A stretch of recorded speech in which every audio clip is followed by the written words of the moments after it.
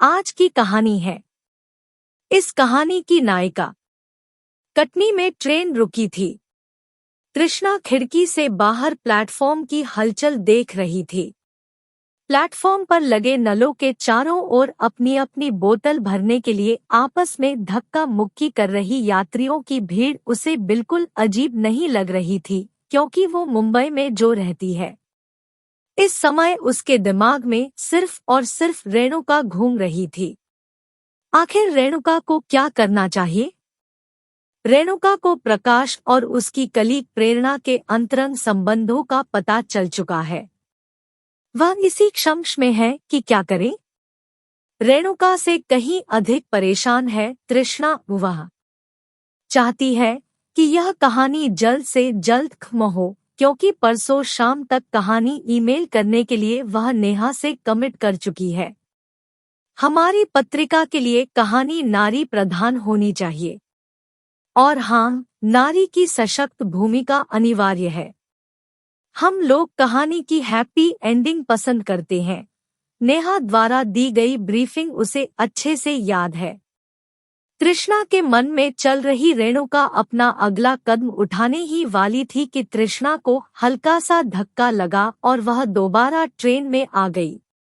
एक सांवली सी औरत अपनी बड़ी सी गठरी और एक 3-4 साल के बच्चे के साथ उसके बगल में खड़ी हो मुआयना कर रही थी कि कहीं अपना सामान जमाने और खुद जमने की जगह मिल सके। संतरे से पैसेज में उसके खड़े हो जाने के कारण तृष्णा को धक्का लगा था। उसने उसकी ओर देखा और अपनी सीट पर थोड़ी सी सरकते हुए फिर प्लेटफॉर्म पर ताकने लगी। तृष्णा अपने विचारों में खोई रही। उसे याद नहीं कब ट्रेन प्लेटफॉर्म से निकल सरपट दौड़ते हुए खेतों, मैदानों और पेड़ों को पीछे छोड़ने लगी थी।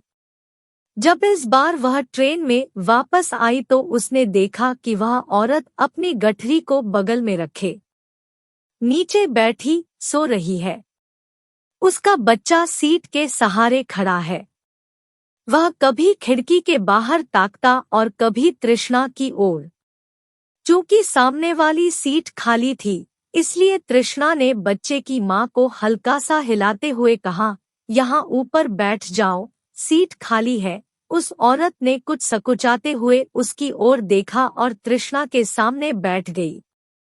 उसका बच्चा खिड़की की छड़ पकड़कर सीट पर बैठ गया और बाहर झांकने लगा।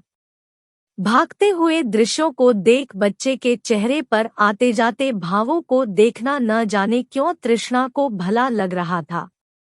बच्चे को देखते हुए वह रेणुका को भूल सी गई। पर डेडलाइन की बात तृष्णा को वापस रेणुका की ओर लौटा लाई। रेणुका उसी की तरह एक शहरी महिला है। उम्र होगी यही कोई 30 वर्ष। रेणुका का प्रकाश के संग विवाह हुआ था तो वह 23 वर्ष की थी। इन 7 वर्षों में कितना कुछ बदल गया है। शादी के शुरुआती 3-4 वर्ष तक दोनों एक आदर्श जोड़े की तरह जाने जाते थे, पर आजकल दोनों के संबंध औपचारिकता मात्र रह गए हैं।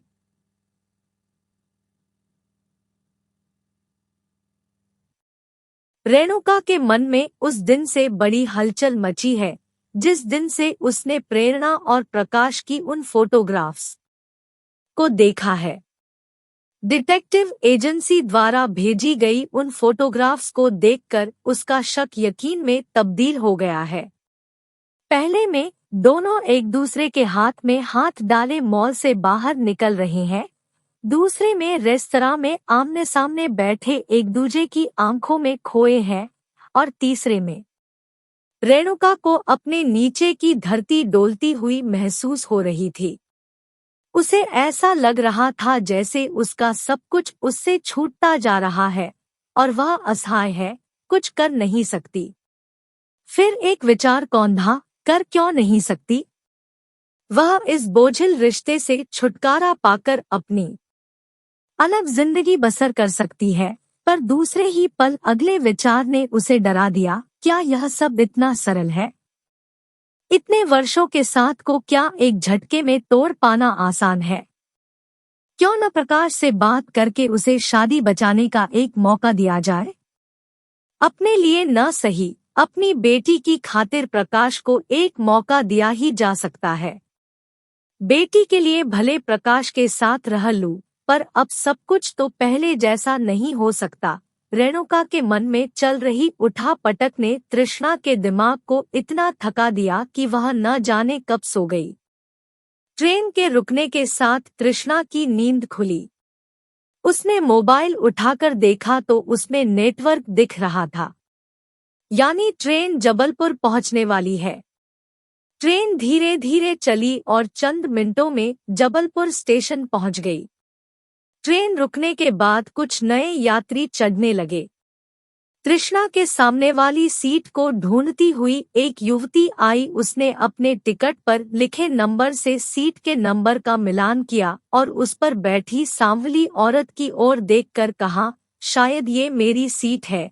उस औरत ने एक बार उसकी ओर देखा, एक नजर तृष्णा की ओर फेरी और बिना कुछ कहे अपने बच्चे को लेकर सीट से उठ खड़ी हुई। जब ट्रेन ने प्लेटफॉर्म छोड़ा तो तृष्णा के सामने वह युवती बैठी थी और सांवली औरत अपने बच्चे के साथ नीचे।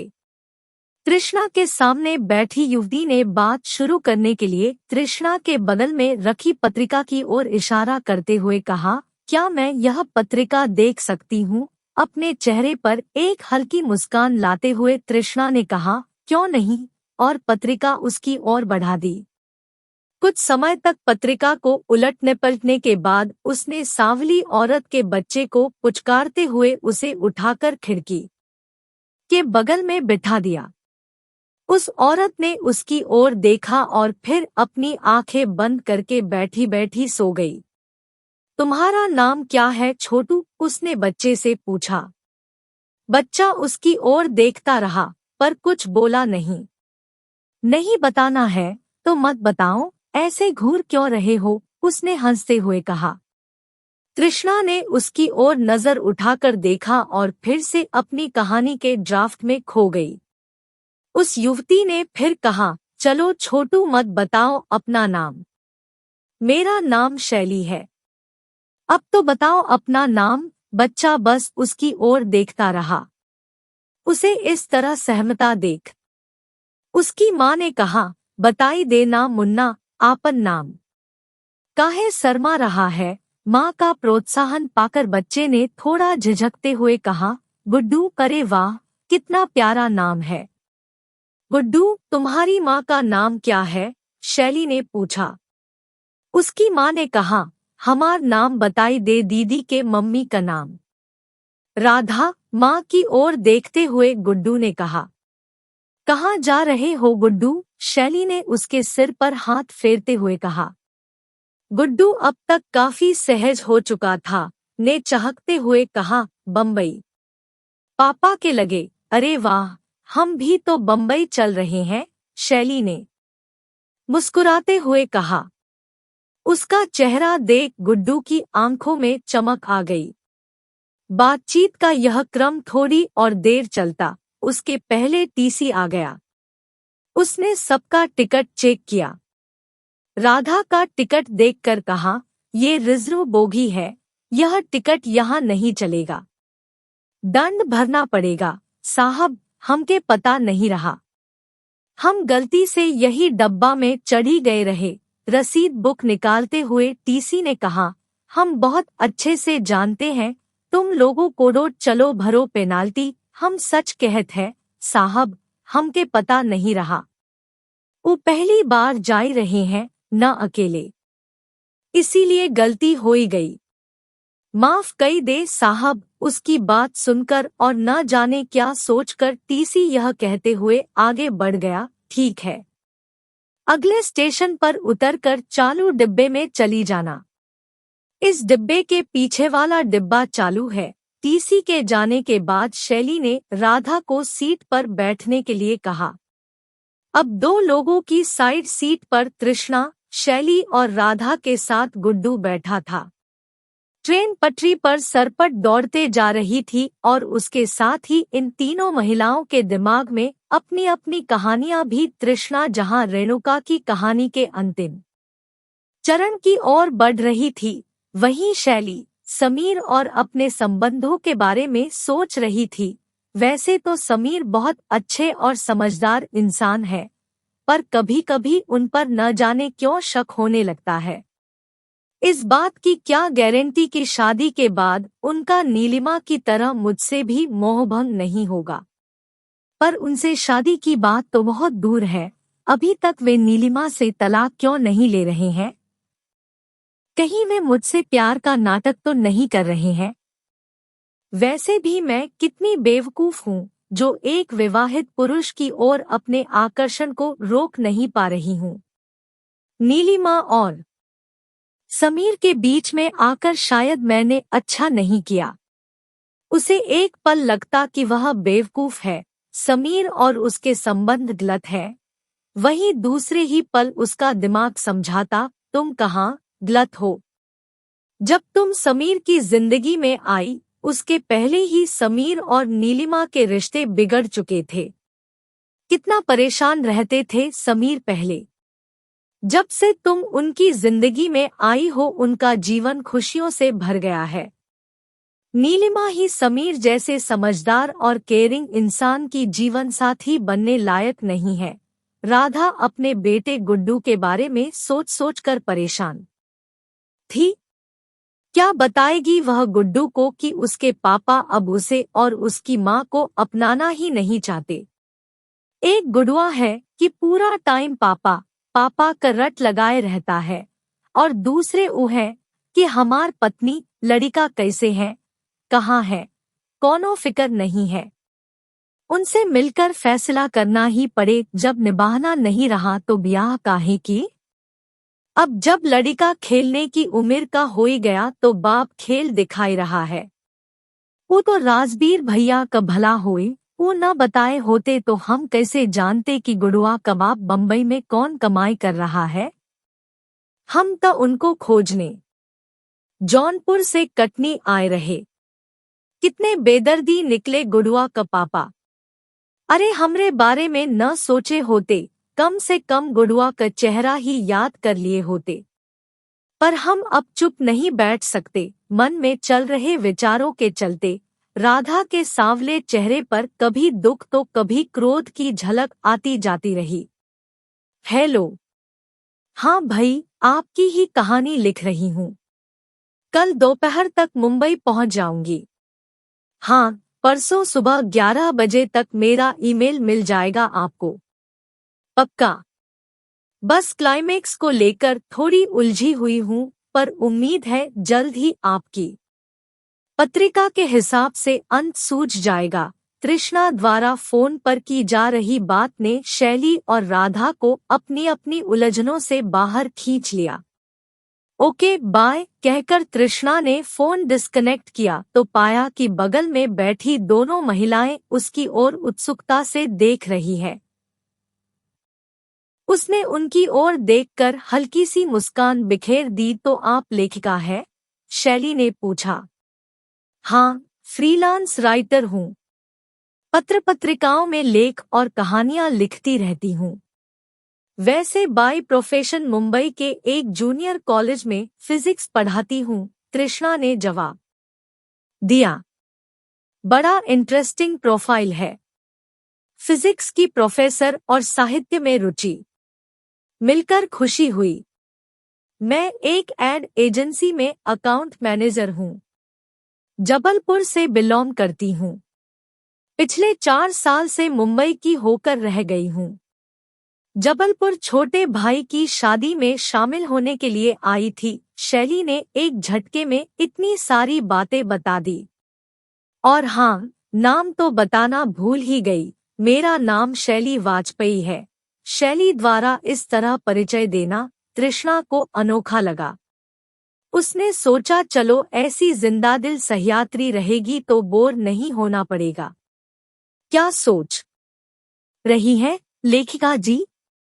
अपना अधूरा ही परिचय देकर रह जाएंगी? शैली ने तृष्णा को टोका। तृष्णा ने मुस्कुराते हुए कहा, नहीं, ऐसी बात नहीं है। मेरा नाम तृष्णा वर्मा है। काम तो आप जान ही गई है। फिलहाल एक कहानी का ड्राफ्ट तैयार कर रही हूँ, पर उसके अंत को लेकर थोड़ी दुविधा में हूँ। बुरा न माने तो मुझे भी जरा कहानी के बारे में बताइए, शायद मैं कुछ सुझाव दे सकूं, शैली ने औपचारिकता पूर्वक कहा। इसमें बुरा मानने की क्या बात है? एक से भले दो होते हैं।